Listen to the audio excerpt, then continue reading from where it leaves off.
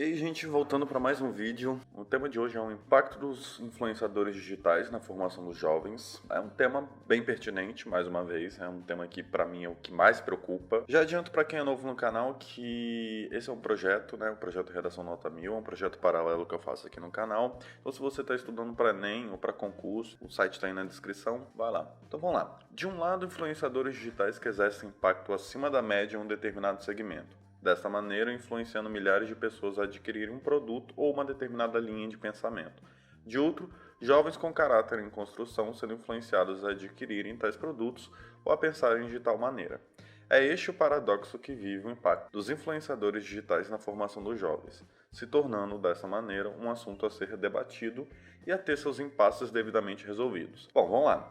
A primeira coisa que eu quero salientar aqui, a questão do tema ele não está muito formulado. Porque, veja bem, é uma tese que relativamente obedece, né, ao gênero dissertativo, porém ela tem alguns problemas, né? Acabou ficando uma tese fraca. Por exemplo, aqui, ó, de um lado, influenciadores digitais que exercem impacto acima da média de um determinado segmento. Dessa maneira, não precisa disso aqui, ó. Se ele está influenciando ou não, você vai discorrer isso aqui no decorrer do texto, né? Porque é para isso que serve o desenvolvimento. Aqui na tese, você tem que apresentar o que você está querendo falar. Influenciar ou não, não é um problema. Lembra daquela pergunta que eu sempre falo para você fazer? Quando você não sabe como que você vai elaborar uma tese, o que você faz? Você tenta problematizar essa tese. Como? Pergunta.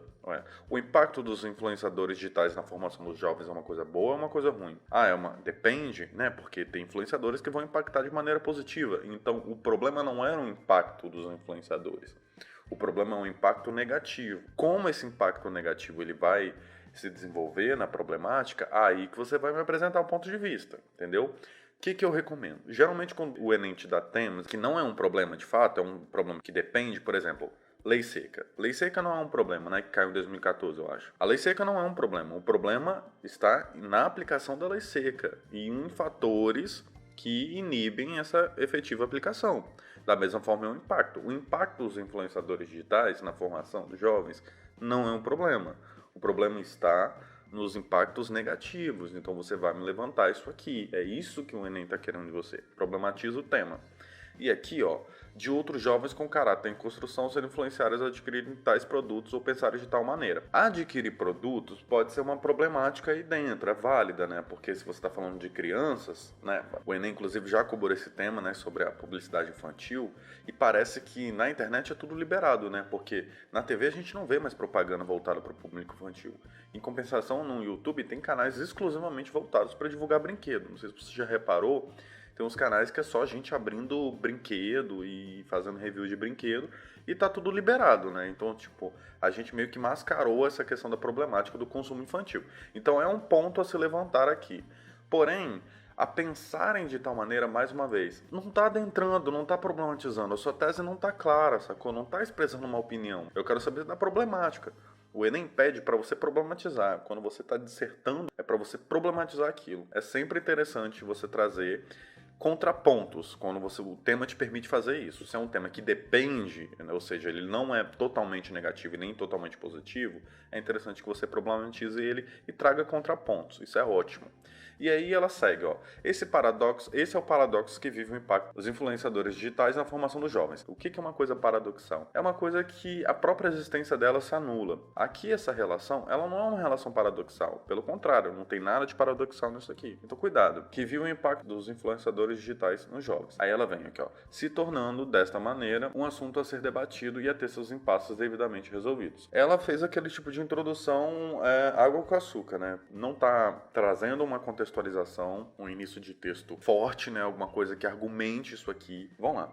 Indubitavelmente, a existência dos influenciadores no âmbito digital se torna um problema a partir do momento em que os mesmos passam a influenciar negativamente os seus seguidores, consequentemente contribuindo de forma negativa para a construção do caráter dos jovens. Bom, aqui vocês conseguem perceber, ó, passam a influenciar negativamente os seus seguidores, ó. É isso que eu tô falando. Isso aqui era para estar na sua tese. Isso que está acontecendo aqui no seu tópico frasal é um prolongamento de tese, ou seja, Você já era para estar adentrando no problema, desenvolvendo a problemática dele, como que ele ocorre na sociedade, na formação dos jovens aqui no caso, né? Então aqui você está fazendo um prolongamento de tese, você está falando que era para estar sendo explícito, era para estar isso aqui, era para estar explícito na tese, que é justamente esse é o ponto da afirmativa da problemática do que o tema está querendo que você fale. Só para ilustrar, de acordo com uma pesquisa da Qualibest, cerca de 71% dos jovens brasileiros seguem algum tipo de influenciador.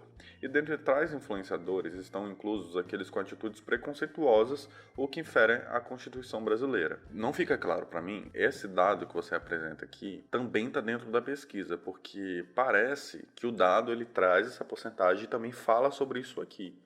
Eu tenho quase certeza que não. Um corretor do Enem também não vai checar se esse dado está falando isso ou não. Mas, de qualquer forma, fica confuso. Você tem que apresentar o dado, você apresenta a sua contextualização, o dado, exemplo, matéria, enfim, qualquer coisa que seja, trecho de filme, o que você quiser. E depois você faz aí, você inicia mais um período localizando esse argumento e trabalhando esse argumento na sua visão, na realidade que você quer apresentar. Porque é para isso que serve a contextualização. Ela vai validar um ponto de vista, entendeu? E aqui, mais uma vez, não tem ponto de vista, mais um problema aí na estrutura do texto. Você apresenta um dado, aí você tenta apresentar aqui uma problemática, né? Pelo fato de 78% dos jovens seguir algum influenciador e dentre esses influenciadores ter pessoas que cometem atitudes que ferem a Constituição, obviamente os jovens que estão assistindo esses influenciadores vão acabar repetindo esse problema. Percebe que quando eu estou afirmando isso, automaticamente você consegue imaginar que eu esteja falando algo em relação à psicologia, ou seja, carece de alguma informação, carece de alguma fonte que valide o pensamento de que se um jovem seguir determinado influenciador, esse influenciador vai passar a reproduzir as mesmas coisas desse influenciador. Sacou? Por exemplo, tábula rasa de John Locke. Seria um ótimo argumento para implicar aqui, sacou? Você poderia ter poupado esse tópico frasal, que poderia estar na introdução, e aí você poderia ter levado a problemática sobre o jovem ser altamente influenciável. Esse tema aqui, ele só difere no objeto de estudo, mas ele é muito similar àquele tema da publicidade infantil. E aí você segue, inclusive, vamos seguir aqui para poder dar um exemplo melhor. Um exemplo disso é o youtuber Everson Zoyo, que em um de seus vídeos relata um acontecimento com sua ex-namorada que muitos usuários classificaram como estupro. Eu não lembro desse vídeo, não lembro dessa polêmica, mas você poderia ter usado exemplos muito mais pertinentes, né? Vídeos de pessoas que eu detesto, eu não sei o que está acontecendo com a humanidade, sinceramente eu não sei como as pessoas param o tempo delas para assistirem alguém ficar numa banheira cheia de Nutella ou alguém que gaste não sei quantos R$ 1.000 para ficar jogando refrigerante dentro do banheiro. Gente, pelo amor de Deus. Se você conhece alguém assim, se você tem um amigo assim, ou se você consome conteúdo assim, pelo amor de Deus, cara, amadureça, velho. Não é porque o dinheiro é da pessoa e ela faz o que ela bem entender com ela, não, velho.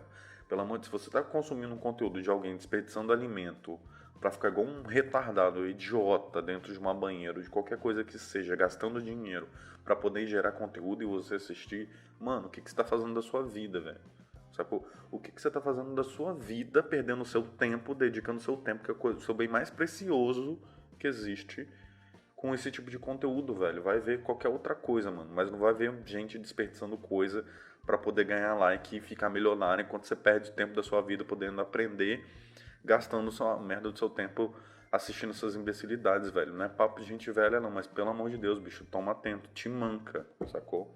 Vamos lá. De certo, existem impasses que impedem a situação de ser devidamente resolvida. Dentre tais impasses, está a falta de atenção por parte das plataformas ao que os seus usuários publicam, sejam eles influenciadores ou não. Muitos usuários publicam discurso de cunho preconceituoso, incitando ódio e não são punidos, ocasionando dessa maneira uma reação em cadeia na qual diversos usuários fazem o mesmo sem receberem punição. Bom, é real isso, porque até onde eu sei, todas as redes sociais dão bloco, dão silence, dão strike, o YouTube principalmente, cara, em questão de violência ou de denúncia, ele apaga mesmo sem dó. O Twitter, então, nada. A gente acabou de ver aí na realidade, né, quando eu tô gravando esse vídeo agora na quarentena, sobre o discurso de ódio aí de várias pessoas a respeito da quarentena, né, dizendo que não pode, que não. Um discurso genocida, de fato.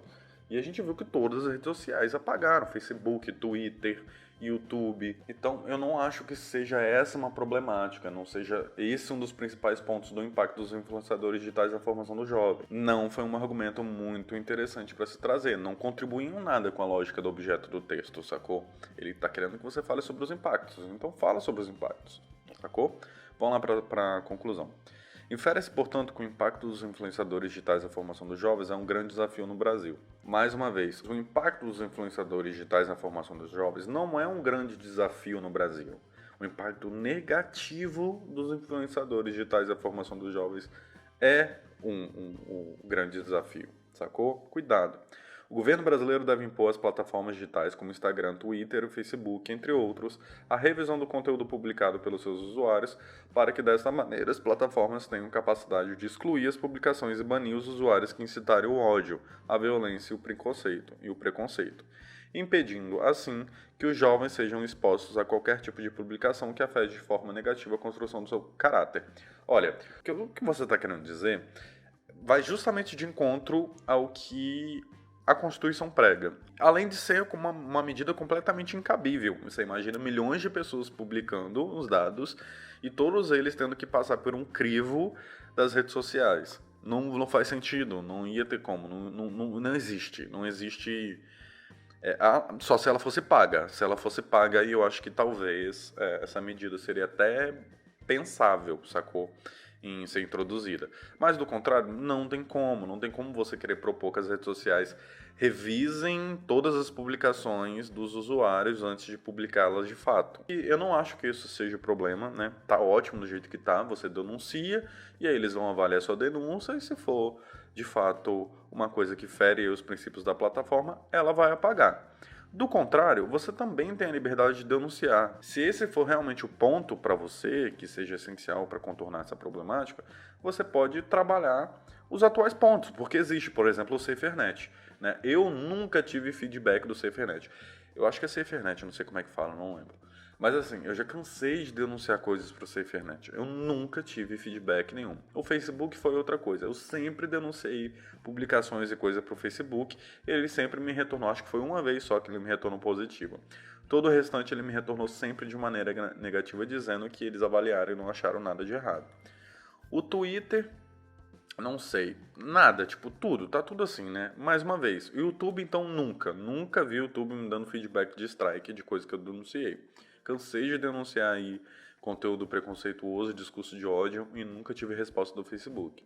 Eu também não sei se eles dão resposta para estar afirmando isso, mas tá aí, se esse for realmente o ponto que você queira trabalhar, poderia falar sobre isso, a problemática, né, de incentivo ou de cobrar, de penalizar mesmo com multa, enfim, de ter um acesso melhor para a gente denunciar paralelamente as redes sociais, né, por exemplo, algum órgão do governo, que aplique aí uma multa para um eventual descumprimento aí das redes sociais. De fato, o que não pode acontecer é as redes sociais continuarem sendo palco para essas pessoas, sacou? Propagarem ódio, propagarem discursos preconceituosos fantasiados de discursos de opinião, o que é uma coisa que não dá, sacou? Tem coisa que não é opinião se você está sendo homofóbico, isso é crime, não existe opinião.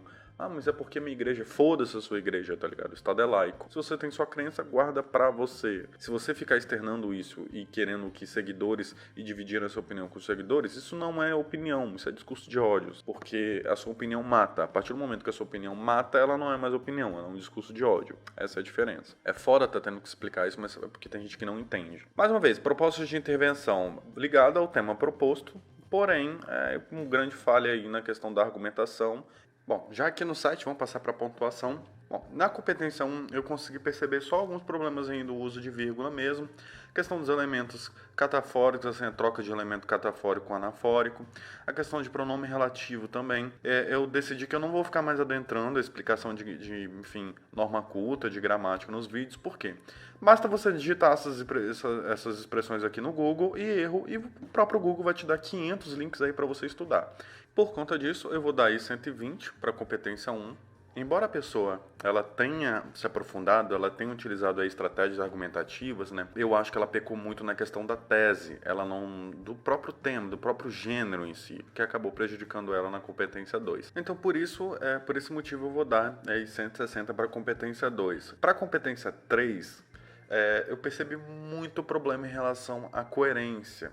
No sentido de que a pessoa, ela tá escrevendo bem, ela escreve sobre o tema, ela tem um ponto de vista dela, dá pra saber que ela tá tentando, ela tem uma linha de raciocínio, porém, os argumentos que ela seleciona são muito fracos. Revela que ela não entendeu muito bem os argumentos, ela não está se aprofundando, ela não estruturou de fato esse tema. Porque se ela tivesse realmente feito as perguntas, ela ia perceber que o buraco é muito mais embaixo, sacou? Então eu vou dar 120 porque eu achei que a forma que ela selecionou e relacionou os argumentos foi muito fraca. Para a competência 4, eu não percebi muitos erros aí nos conectivos, né, que iniciam e conectam os períodos, então para isso eu vou dar 160. Na competência 5, além de ter informado só um agente de maneira até autoritária, né, impor as plataformas, não informa por quê, não fala sobre a problemática, né? Não fala da efetividade de fato da situação. Também demonstra aí uma falta de conhecimento da realidade, né? Porque seria impossível impor que todas as redes sociais revisassem as postagens dos seus usuários antes da publicação de fato, né?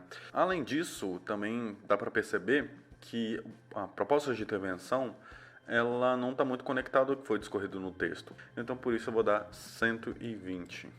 Eu acho que eu daria 80 para essa competência 5, mas foi uma redação aí de 680, né? Uma redação, uma nota relativamente boa para esse texto. Mais uma vez, é um texto que poderia ter sido muito melhor. A pessoa ela já tem um entendimento sobre a importância da argumentação, ela já tem um entendimento aí sobre a dissertação, sobre o gênero dissertativo, sobre a estrutura que esse gênero textual pede.